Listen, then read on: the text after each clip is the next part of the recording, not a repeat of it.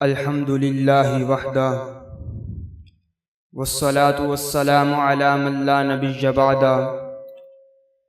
اما بعد فقد قال تبارک وتعالی فی کلامہ المجید بسم اللہ الرحمن الرحیم انما یرید اللہ لیذہب عنکم الرجس اہل البیت ویطہرکم تطہیرا صدق اللہ العظیم۔ وقال النبی صلی اللہ علیہ وسلم الحسن والحسین سیدا شباب اہل الجنہ او کما قال علیہ الصلاۃ والسلام۔ نہیں کرتا کسی سلطان دنیا کو میں سلام، نہیں کرتا کسی سلطان دنیا کو میں سلام، مگر جہاں نام حسن آ جائے میں غلام ابن غلام۔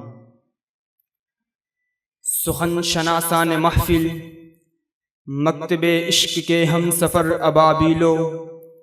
علم و حکمت کے سمندر میں غوطہ زن ہو کر اپنی سوچ کی سواری کی لگام تھامے ہوئے فرت حیرت سے انگشت بدنداں ہوں کہ اس وقت قلیل میں اس عظیم ہستی کے مقام پر اپنے لبوں کو کیسے جسارت دوں جس نے نبی کے محمدی گلشن میں خدا سے رضی اللہ عنہم کا انتخاب اپنے ماتھے کا جومر بنایا، جس کی پیشانی میں رسالت کا جمال اور سیرت میں علی کا جلال جھلکتا تھا، جس کی چال میں فاطمہ الزہرا کی پاکیزگی اور گفتار میں رسول رحمت کی حکمت تھی، جس کا دل رحمت، زبان حکمت اور نگاہ محبت کا پیغام بنی، جو دعا کے لیے ہاتھ اٹھاتا تو رحمت الہی زمین پر اترتی محسوس ہوتی، جس کی قرآن کی تلاوت میں ایسا حسن کہ سننے والے دل کی دنیا بھول جاتے، خدمت خلق میں ایسی سخاوت کہ کریم اہل بیت کا لقب آپ کے نام کا سایہ بن گیا۔ جی ہاں، شجاعت کے میدان بدر و احد کے بہادروں کا ورثہ آپ کے خون میں جاری تھا۔ سیاست و حکومت میں وہ دور اندیشی کہ امت کو انتشار سے بچانے کے لیے اپنا حق قربان کر دیا، اور سلو میں وہ حکمت کہ امت کو انتشار سے بچا کر وحدت کی روشن مثال قائم کی۔ ارے جب میں اپنی بصیرت کی چمکتی کرنوں سے قرآن کے گوہر پاروں میں حضرت حسن کی سیرت کو دیکھتا ہوں تو ششدر رہ جاتا ہوں کہ اس عظیم ہستی کے مقام پر اپنے لبوں کو کیسے جسارت دوں جس کی سیرت کا ہر جز قرآنی آیات کا عملی نمونہ ہو، جس کے عدل کو دیکھوں تو اعدلوا اقرب للتقوی کا مفہوم سمجھ آتا ہے۔ اگر عبادت اور ریاضت پر نظر دوڑاؤں تو تراہم رکعان سجدہ کی جھلک دکھائی دیتی ہے۔ اگر اعمال و اخلاق، افعال و اقوال کو دیکھوں تو اعدلوا اقرب للتقوی کا مفہوم سمجھ آتا ہے۔ جس کے صبر کو دیکھوں تو واصبر ان اللہ مع الصابرین کی تفسیر آشکار ہوتی ہے۔ جس کے عاجزی کو دیکھوں تو عباد الرحمن الذین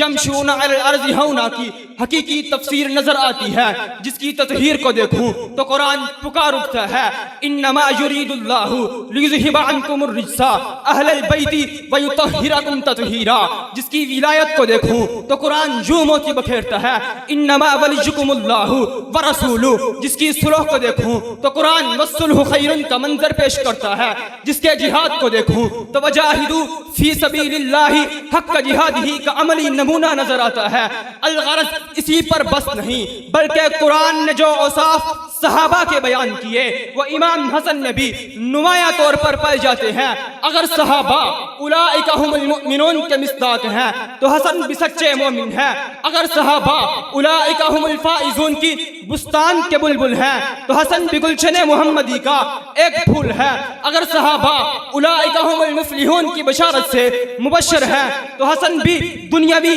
و اخروی زینے عبور کرنے والا مرد مجاہد ہے۔ اگر صحابہ اولئک هم الصادقون ہے تو حسن بھی صداقت کے زینے عبور کرنے والا مرد مجاہد ہے۔ اگر صحابہ کل وعد اللہ الحسنہ کے موعود ہیں تو حسن بھی اس وعدہ خدا بندی کا یقیناً امیدوار ہے۔ تو پھر میں کہتا چلوں نا سراپا فہم و حکمت پر نبوت ناز کرتی ہے، حسن تیری بصیرت پر بصیرت ناز کرتی ہے۔ حسن جو ستارہ ہے نبوت کے ستاروں میں، اسی روشن ستارے پر نبوت ناز کرتی ہے۔ عزیزان من، جگر گوشہ رسول اس کرۂ ارض کی وہ عظیم ہستی ہے جس کی شان کو الفاظوں میں بند کرنا سمندر کو کوزے میں بند کرنے جیسا ہے، بھلا اس عظیم ہستی کے مقام کو الفاظوں میں کیسے بیان کیا جا سکتا ہے جس کو رسول خدا نے اپنا پھول متعارف کرواتے ہوئے فرمایا الحسن والحسین ریحانتای من الدنیا۔ کبھی زبان رسالت نے اس فرزند جلیل کی شان کو قیادت کی صورت میں چار چاند لگاتے ہوئے سیدہ شباب اہل الجنہ کی نوید سنائی، کبھی حسن منی وانا منہ کی بشارت سے حسن کی سیرت پر مہر نبوت ثبت کر دی، کبھی احب اللہ من احب حسنا،